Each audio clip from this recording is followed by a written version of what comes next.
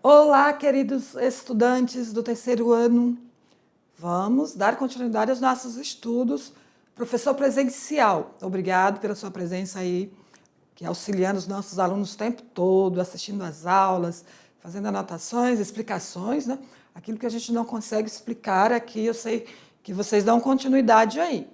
Lembrando o nosso grupo de interação.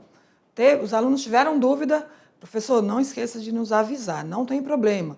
Ah, professora, mas essas aulas já foram gravadas, não tem problema, eu fico lá, atenta ao grupo, surgiu alguma dúvida, alguma pergunta, pode colocar no grupo que a gente responde. Tudo bem? Então vamos direto à nossa aula 7.1, sem demora, porque é uma aula rápida e temos muitas informações. Estudantes, seguindo então nossos estudos, né, sobre a ciência, né? O tópico de hoje justamente é o que é ciência, o conceito de o que é ciência, a ciência na história e a ciência na Grécia. Vamos fazer a abordagem de alguns filósofos. Então, primeiro já dando início ao significado de ciência, né? É um termo que vem do latim, que significa conhecimento. A gente já vem falando em todas as aulas sobre o que é conhecimento, né? O conhecimento é adquirido por meio, então, da ciência, pesquisa científica, né? Que temos aí várias áreas de conhecimento, de produção de conhecimento, mas por meio de método científico. A definição de ciência, então, é um tipo de pensamento que investiga fenômenos da natureza, mas não só da natureza, ou já generalizando, né? Esse fenômeno da natureza envolve o espaço físico, né? Também os fenômenos que ocorrem na natureza e também o que ocorre na nossa vida, com as pessoas, na sociedade, né? Então, cria conhecimento sobre ela por meio de experimentação, de experimento. Então, a ciência precisa de método científico para chegar, então, a esse conhecimento. O objetivo da ciência é conhecer sobre algo que já fizemos essa pergunta, mas para que esse conhecimento? Para tornar o mundo compreensível, tanto o ambiente físico, o ambiente natural, as coisas físicas, né, os fenômenos também sociais, proporcionando ao ser humano meios de prevenir situações e controlar a natureza. Então, olha a importância da ciência. Estudante, criamos técnicas, criamos conhecimentos teóricos, filosóficos, em todos os campos, né, todas as linguagens também, né, tem estudos na área da linguagem, nós temos uma aula sobre linguagem, então é importante o estudo científico. Então, o que é um método científico? Para chegar a esse conhecimento, passamos então por aplicação do método científico. O método científico é o núcleo de procedimentos, por isso método ou técnica científica, que orienta um modo de conduzir uma investigação científica. Então, estudante, esse método científico, eu vou trazer aqui algumas características, né, do método científico, que tem base em uma estrutura lógica, que engloba diversas etapas. Porém, compreender esses métodos científicos não é tão simples assim, certo? Exige leitura, investigação de método científico, exige conhecimento. Muitas vezes essa aplicação de pesquisa científica ocorre muito na graduação, um trabalho de conclusão, né? TCC, trabalho de conclusão de curso, artigo científico, mestrado, doutorado. Então, nós desenvolvemos pesquisa a nível, então, de graduação, acima da graduação, pós-graduação, lato sensu, estrito sensu, certo? No ensino médio, muitas vezes nós não aplicamos pesquisa, mas vocês acabam fazendo pesquisa sem entender do método científico. Por quê? Porque vocês têm experiência prática. Professor, mas anterior à pesquisa, à descoberta ou criação do método científico, como que as pessoas faziam? Resolviam um problema tranquilamente, pela vida prática. Eu vou mostrar para vocês, tá? Nós vamos discutir sobre isso Ainda, vamos lá para a tela e vocês vão observar aqui no texto as etapas do método científico, experimental. Então, tem vários tipos de pesquisa, né? Tem a pesquisa experimental, tem pesquisa empírica, temos pesquisa, o tipo de pesquisa descritiva, pesquisa documental, pesquisa bibliográfica, certo? Então, a primeira etapa de um método científico, né, para desenvolver pesquisa é criar um problema. Né? O problema enuncia um problema, né? O cientista, o pesquisador, ele já cria um problema, observa um problema ali no meio, num campo, que o intriga, que ainda não foi explicado. Então, um problema de pesquisa é algo que talvez até tenha sido explicado, mas pode ter certeza que aquela mesma problemática vai ser respondida diferente pelo ponto de vista do cientista, né, do pesquisador. Depois nós temos a formulação de uma hipótese, né, que é o quê? Uma busca para a solução daquele problema. É proposto uma resposta possível para que institui uma hipótese a ser avaliada.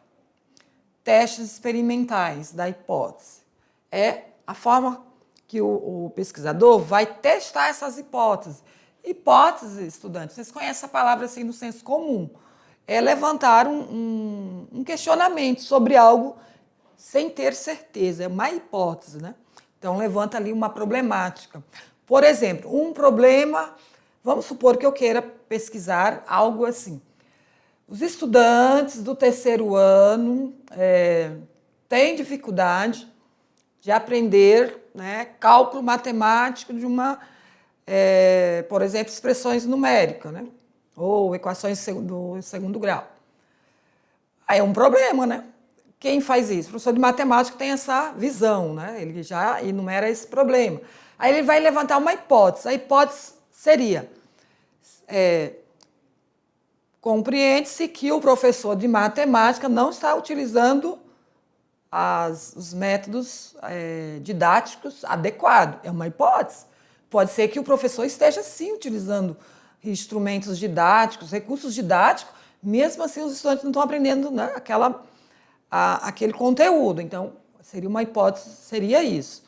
E a conclusão? É a conclusão dos estudos, né, da pesquisa científica, confirmando, corrigindo a hipótese e formulando, que é formulada no teste, né? Que é testada, geralmente. A ciência na história. Vamos buscar um pouquinho na história como os filósofos já desenvolviam ciência. O conhecimento científico, então, já até falei em outra aula, se produz a partir ali, né, do século XVI. Eu até disse que tem mais ou menos cerca de 500 anos, mas são cerca de 400 anos que já temos produções científicas. Porém, na antiguidade, os filósofos já desenvolviam ciência e filosofia. Sério, professor? Isso mesmo, lá entre 400 anos antes de Cristo, isso mesmo. E muito antes ainda, nós vamos ver durante a aula. Então, eles achavam-se ainda vinculado, o filósofo era o cientista. Né? Nesse período, quem era o cientista? Os filósofos. E eles se separaram, né, apenas pelo século XVII. Olha a distância, né? Século 4, 5 antes de Cristo ao século XVII, com a Revolução Científica. Então, tivemos aí essa distância de 17 séculos, né, desde os filósofos até a Revolução Científica de Galileu. As civilizações antigas, como eu disse, eu iria falar sobre isso, né? Já desenvolviam ciência. Ciências, por exemplo, na área da geometria, isso mesmo, tanto no Egito, nós sabemos, né, as pirâmides do Egito, na Índia, os grandes templos, as construções no campo das construções, né, como na China. Então, essas civilizações já tinham conhecimento matemático, isso mesmo. Porém, foram os gregos pré-socráticos, antes de Sócrates, né, que, por meio de demonstrações racionais, desenvolveram a geometria de forma teórica. Aqui eles tinham o conhecimento prático. Os egípcios, né, construíam ali aquelas pirâmides gigantescas, aqueles monumentos que existem até hoje. Inclusive, tem muitas indagações sobre como eles construíram, como eles carregaram aquelas pedras que pesam toneladas, né? Não tinham instrumento, não tinham ferramentas sofisticadas, mas já construíram, faziam grandes templos, né? Então, estudante, eles já tinham conhecimento prático, mas, porém, não tinham conhecimento teórico. Então, foi a partir então, dos pré-socráticos, essa discussão já teórica do conhecimento que antes era prático, depois passou a ser teórico. Ocorreu, então, um processo semelhante na racionalização da prática. Então, desvincula-se tanto quanto possível de superstições e magia. Então, o que é superstição, o que é mito, o que é magia, essas áreas de conhecimento, elas são práticas, elas resolvem a vida prática, mas não têm fins científicos, né? Não tem comprovação científica. Então, desde a atuação de Hipócrates, lá 377 a 460 a.C., conhecido como o pai da medicina. Olha lá, já havia então estudos da medicina, né, por meio de corpus hipocrático, coleção então de obras que identificavam várias doenças e formas de tratamento. Então aqui também nós identificamos já estudos da medicina. E na Grécia, não podemos deixar de falar, Tales de Mileto, com a matemática, né, que ele era matemático e astrônomo, então ele já fazia demonstrações de triângulos semelhantes, né, como dois triângulos são semelhantes quando eles têm o quê? Ângulos correspondentes, congruentes. Então vocês já estudam essas regras aí na matemática, que são triângulos congruentes. Ó, a imagem aqui, ó. Tales de Mileto também, né, já tinha estudos na astronomia, ele teria previsto o eclipse solar. Olha que interessante, estudantes. Vocês sabem que o eclipse solar é o encontro da Lua com o Sol, né? Tales teria calculado a altura de uma pirâmide também, comparando a sombra de uma estaca de madeira. Nós temos dois tipos de eclipse. O eclipse que a Lua atravessa na frente do Sol, fica entre o Sol e a Terra, e um eclipse também, não sei se com algum planeta, alguma coisa assim. Pirâmide, interessante que, olha, pirâmide aqui mostrando o conhecimento prático aí, científico, não é? Não propriamente, podemos dizer, científico, mas conhecimento, como, por exemplo, a forma de técnicas que aplicaram para, por exemplo, nas pirâmides, como, por exemplo, a pirâmide de Quéops. Olha aqui, deixa eu trazer as imagens, ó. As imagens aqui mostram que o Sol, né, ao emitir luz solar, deu-se para fazer, então, mensurar aqui, ó, a medida, a altura da pirâmide, ó, certo?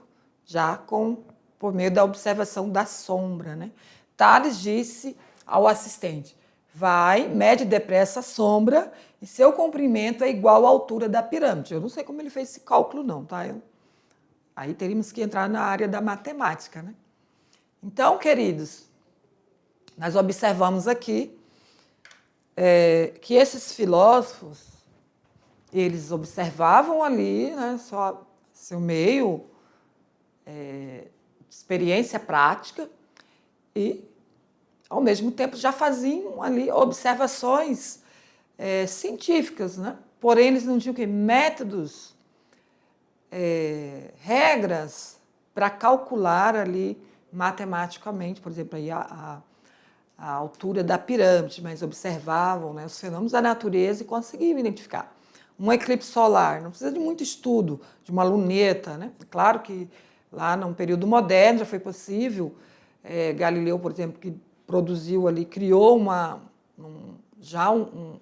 equipamento que foi possível observar melhor, né, o espaço. Mas, enfim, só a olho nu é possível observar alguns fenômenos e deduzir, né? Deduzir ali pela experiência racional, observar, analisar e levantar ali algumas conclusões, certo? Então, desse né, período ali bem distante de nós, os filósofos eles se dedicavam a pensar, por exemplo, catalogar, não sei se é nessa aula ou na outra, que alguns filósofos ali catalogavam animais, né, plantas, enfim, eles observavam a natureza. As pessoas que moram, por exemplo, aí, eles observam os fenômenos da natureza, eles sabem quando que vai cair uma chuva. Nós conseguimos ter, sem ter estudos da meteorologia, períodos de chuva, né, quando chove, quando vai ter uma tempestade muito forte.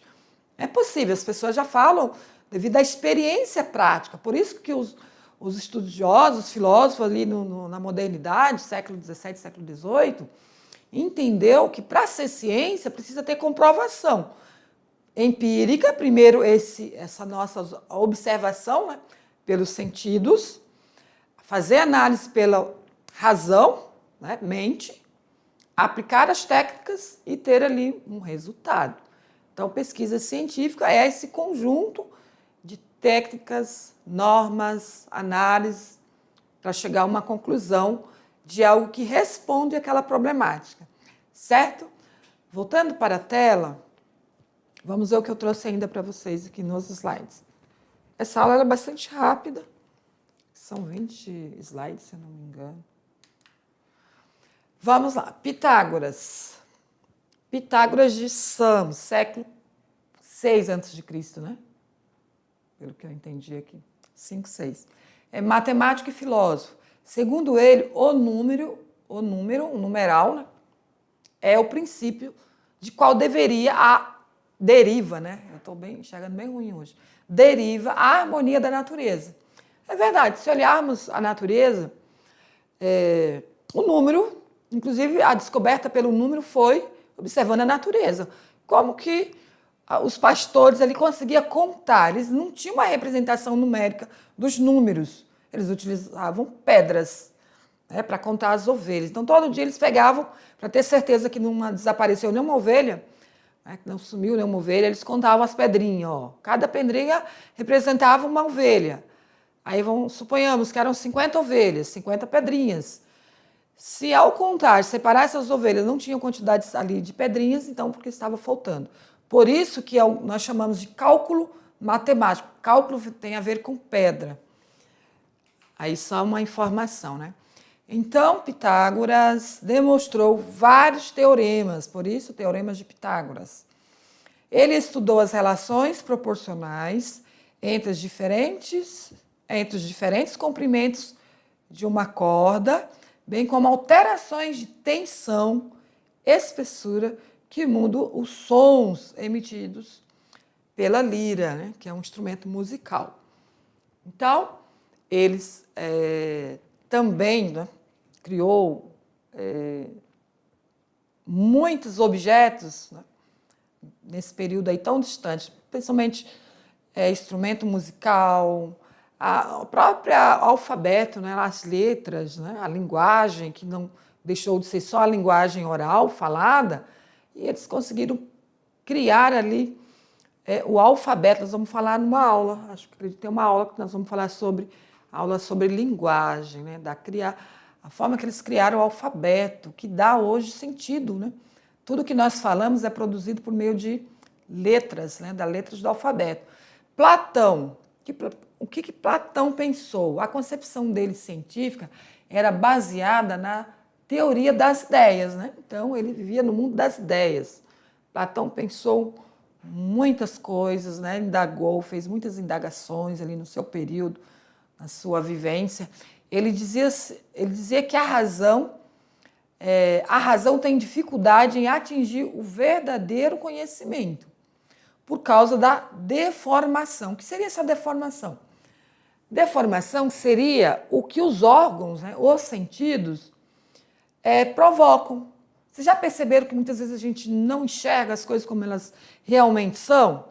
Então, cabe a ela, a razão, depurar os enganos para que possa ter a verdadeira contemplação das ideias. O que nós observamos aqui, estudante? Que Platão já estava muito além do seu tempo. Aquilo que os pensadores modernos, somente Descartes, né, desenvolveu ali o racionalismo, criou ali o método racionalista, ele já se embasou nesses pensadores aí clássicos. Né? Quando Platão diz que a razão ela deve ter cuidado, né, ao analisar um fenômeno, porque os órgãos dos sentidos, eu falo órgãos do sentido, são, né, as nossas capacidades de observar, né, o mundo externo, que é o ver, né, o enxergar, né, o sentir, o ouvir, o tocar, são todos os nossos órgãos do sentido. O paladar, o sentir, o gosto. Então, os nossos sentidos podem nos enganar. Aquilo que a gente pensa que está vendo e tem certeza pode não ser realmente aquilo que nós estamos dizendo que é. Então, qual foi a sacada de Descartes? Dizer que, por meio da razão, né, que é a nossa capacidade de pensar, né, a razão precisa ser experimentada, precisa ser testada, precisa ter um método para comprovar aquele pensamento, né, que é organizado ali pela razão.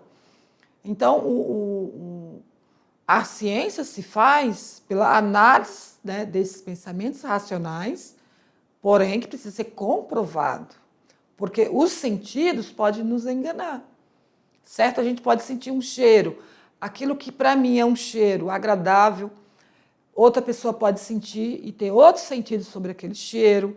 Aquilo que eu vejo, eu posso ver algo por um ângulo e ter uma conclusão sobre aquilo, outra pessoa pode ter outra conclusão. Então, os órgãos do sentido podem nos enganar muito, certo? Voltando para a tela, outro Platão, né? Seguindo aqui, Platão disse que elevar o conhecimento da simples opinião, que é a opinião, doxa, até a ciência, que é a episteme, o conhecimento verdadeiro. Então, a opinião, esse pensamento primeiro que nós temos sobre as coisas, precisa ser testada pela episteme, conhecimento, epistemologia, que é o estudo do conhecimento, que é a própria filosofia, né? A filosofia é a base de todas as ciências, podemos dizer assim. Porque antes precisamos o quê? Levantar uma problemática, precisamos pensar sobre aquela realidade, aquele fenômeno, aquele campo, aquele objeto, né? Então, para comprovar aquela problemática, precisamos passar pela análise da episteme, pelos vários, né, conhecimentos já produzidos, para chegar a ter certeza, o conhecimento verdadeiro. Então, como isso é possível? Para ele, a matemática é fundamental para tornar possível o conhecimento, somente o conhecimento lógico matemático. A matemática, vamos ver a importância da matemática. Eu até iria dar um exemplo como que a matemática está em tudo. Não em tudo, mas em quase tudo. Por exemplo, olha como Deus é matemático, né? Ao criar, fazer as criaturas, nós seguimos ali um padrão matemático, por exemplo. Nós temos 2 membros superiores, 2 membros inferiores, nós temos 2 olhos. Já pensou se tivesse um olho só? Como que esteticamente ia ficar horrível, né? E 2 olhos para poder... E ter 2 olhos é uma questão matemática, porque a gente consegue ver o quê? 390 graus? 390 graus, né? Que é a metade do ângulo, metade de uma circunferência, né? De um ângulo. Vocês que estudam matemática, vocês sabem melhor do que eu. Então, até para nossos órgãos, né? Ele é dentro de um padrão matemático. Já pensou se nós tivéssemos 3 pernas? Seria nada agradável, né? E os animais, 4 patas, né? Como os mamíferos têm 4 patas. As aves têm duas patas. Então, tudo é com base nos números. Então, a matemática ela torna possível o conhecimento, porque tem comprovação lógica, descreve as realidades não sensíveis. Tudo que, quando vocês ouvirem sentidos e sensível, tem a ver com nossos órgãos dos sentidos, né? E é capaz de dissociar dos sentidos, ou seja, separar, né, dos sentidos e da prática. Então, olha que a matemática é fundamental para a ciência, né? Principalmente as ciências exatas, a medicina, a biologia. A geometria, a figura sobre a qual racionamos não depende da figura sensível que representa. Uma bola real é sempre imperfeita. Porém, enquanto a ideia de esfera, que vocês estão vendo aqui uma esfera, sempre abstrata e perfeita. Eu ia fazer um comentário aí sobre a roda, mas não vai dar tempo. Viu? Eu me perdi aqui. Para mim, nós temos... Eu vou olhar quantos... Tem muitos slides ainda. Deixa eu ver aqui. Eu vou ter que passar aqui. Não, estamos próximos. Porque eu me perdi na quantidade dos slides. Então, dá para mim fazer o comentário aqui? Não dá. Ia fazer o comentário daqui da esfera, mas não vai dar. Vamos agora sobre as ideias de Aristóteles, né? Que ele desenvolveu muitos estudos na biologia. Ele desenvolveu práticas de dissecação, olha que importante, né? Para conhecer ali a estrutura física, né, dos animais, a anatômica dos animais. Classificou cerca de 540 espécies de animais, estabeleceu relações entre eles, fez descrição da evolução embrionária das aves, também observou sobre vida marinha. Ele concluiu que a baleia é um animal mamífero, né? Enfim, olha quantas observações Platão fez, né? Na astronomia, que é um universo infinito, o desejo de saber como os astros se movem é muito antigo. Povos como os babilônios manifestavam o interesse também, né, antes de Cristo, sobre a astronomia. Foram os gregos que pela primeira vez explicavam racionalmente o movimento dos astros, que são os planetas, e procuraram entender a natureza do cosmos.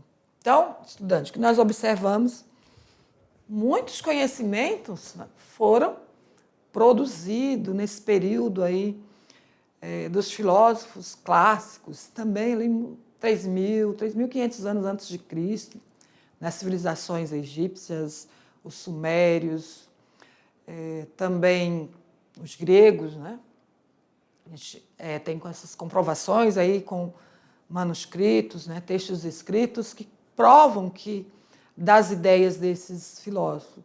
E muitas outras, né, com certeza, mas que ficou perdido no tempo porque não tinha, não foi registrado, né? Aquilo que eles conseguiram registrar por meio da arte. A arte é um dos recursos maravilhosos para a gente estudar aí os pensamentos, a vida prática dessas pessoas nessas civilizações tão distantes, né? Então, vocês estudaram isso em arte, o quanto as pinturas, os desenhos, né, feitos na caverna, também as ilustrações, os desenhos feitos nas paredes, né, dos palácios, dos templos, né? Os registros também religiosos, cristãos, todos esses escritos, né, esses registros, são muito importantes para a ciência, porque nós conseguimos, com base também do que nós criamos hoje, os cientistas criam de conhecimento, tecnologia, com base já nessas experiências, né, dessas sociedades antigas. Então, principalmente dos filósofos, porque às vezes nós ouvimos questionamentos, para que estudar esses caras tão antigos, mas o pensamento deles foram uma base para dar sequência. né, na produção de novos conhecimentos e da própria ciência, né, da tecnologia, das diversas áreas das tecnologias. Que tecnologia não é só tecnologia digital, não, tá, queridos? Tecnologia também são instrumentos que facilitam a nossa vida, certo? Vamos aqui concluir, vamos para a tela e vamos concluir, então. Então, nesta aula, aqui são as referências. Nessa aula, queridos, nós fizemos aí abordagem sobre a ciência, né? Sobre o que é ciência. Ciência, então, é produção de conhecimento, mas esse conhecimento não é, o conhecer não é só observar, olhar e deduzir algo, né? Produzir conhecimento faz-se necessário o uso de método científico. Eu trouxe uma prévia ali de uma sequência do método científico, porém há uma diversidade de técnicas para produzir conhecimento. Dependendo da área, né, da área da sociologia, são alguns tipos de técnicas, né? Na área da medicina, são outros tipos de técnicas, como as experimentais. Eu já fui objeto de um experimento na área da medicina, isso mesmo. Então, eu fiquei 20 dias no hospital e um grupo de médicos ficaram ali testando um tipo de procedimento, não vou entrar em muito detalhe, certo? O estudante faz muitos anos isso, eu era muito jovem. Então, olha só, para descobrir algo novo, que vai resolver alguma situação de doença, no caso da medicina, é preciso fazer experimentos, testar com as pessoas, né? Lembra quando estavam produzindo as vacinas, as pessoas eram voluntárias para testarem as vacinas. Tá? Então, ciência, para produzir conhecimentos, até uma testagem, seja ela experimental ou empírica, pesquisa qualitativa, quantitativa, precisa de dados estatísticos para responder ali também, chegar a uma conclusão, precisa de um campo, né, que são os objetos, né, pesquisa na área da educação. Muitas vezes precisa pesquisar um quantitativo de professores, né, aplicar questionário, observação, fazer correlação daqueles dados da fala desses sujeitos com teorias. Nós já temos uma diversidade de teorias e cada vez mais produzimos mais conhecimentos teóricos. Mas para ser teórico, passou por uma experiência prática, por observação, por levantamento de hipóteses, né? E tudo isso foi testado. Tem pesquisas básicas, simples, pesquisas mais complexas, enfim. Mas desta aula, estudantes, é importante vocês compreenderem que conhecimento, vocês estão aqui na escola, estão estudando, esses conhecimentos foram produzidos por pesquisadores, estudiosos, cientistas. Por isso, são considerados válidos. E nós, professores, nos embasamos nesses conhecimentos válidos para trazer para vocês. Então, essa compreensão, vai ser necessário que vocês tenham essa compreensão. Porém, vocês não vão dominar um método científico, porque vocês não vão aplicar nenhuma pesquisa, não é verdade? Mas vocês vão conhecer. Então, queridos, espero que vocês tenham gostado dessa aula, ciência e tecnologia. Tá? E vamos dar continuidade aos nossos estudos aí para a gente aprofundar um pouco mais sobre esse tema. Até a próxima aula.